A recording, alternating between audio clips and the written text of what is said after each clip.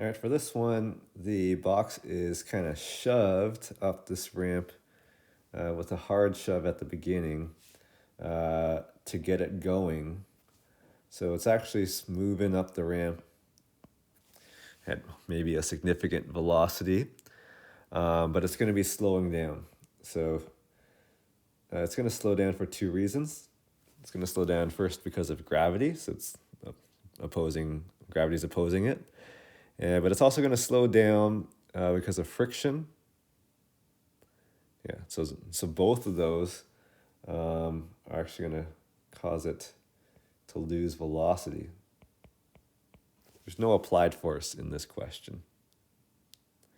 Okay, so friction. One key concept is that friction always acts in the opposite direction as the sliding.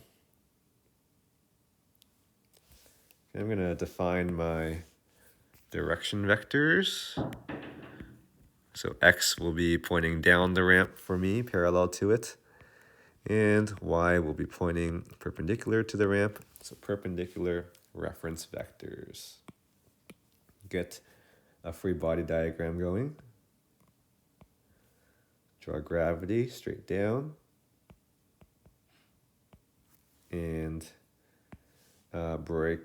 resolve the gravity into the two components.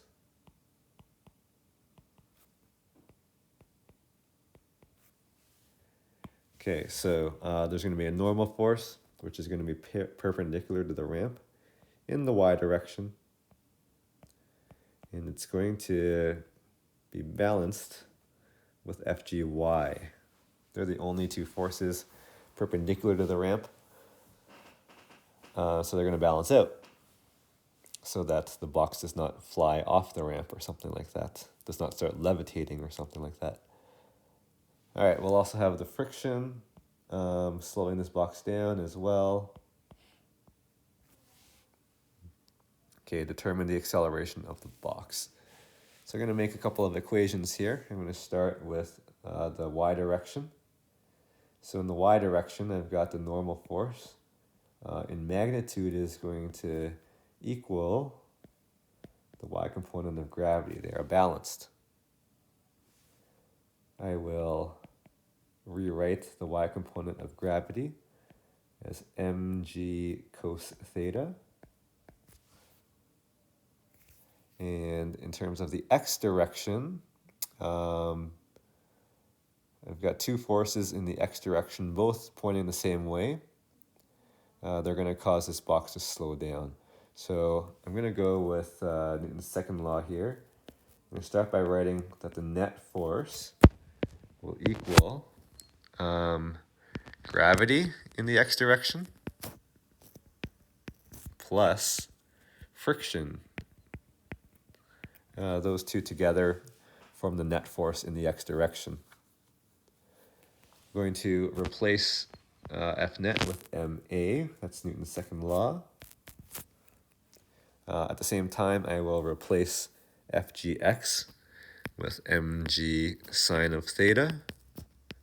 That's the formula for the x component of gravity. And I will replace friction with mu times normal. That's the formula for friction. So mu times normal, the way I wrote it like that, mu doesn't have any units, and the normal force has magnitude bars around it, so it's the magnitude only. So it's actually not quite good enough right now.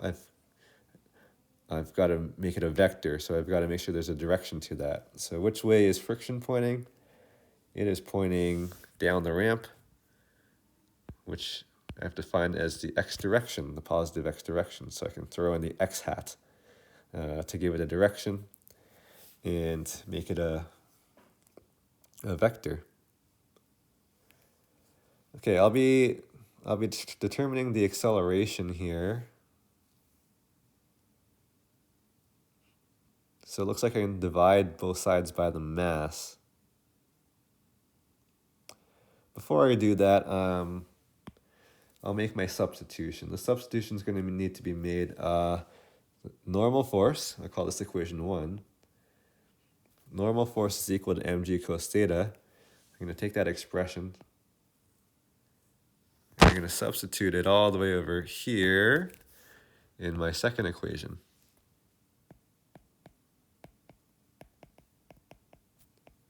So applying some algebra skills here of substitution. Okay, so let me do that. It's going to make this line really long.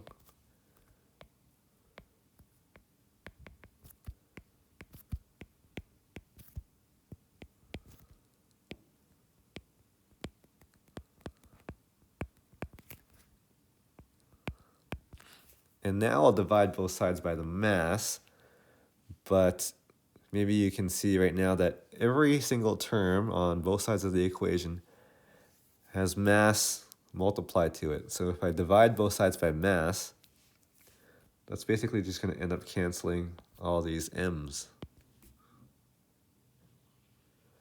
Okay, so now acceleration is isolated.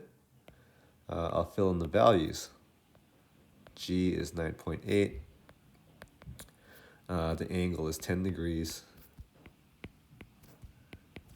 Mu is 0.20.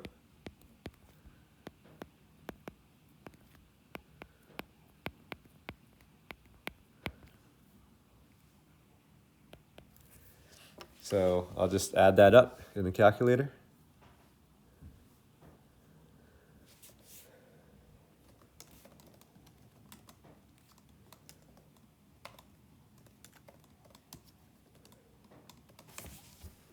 And I am getting 3.6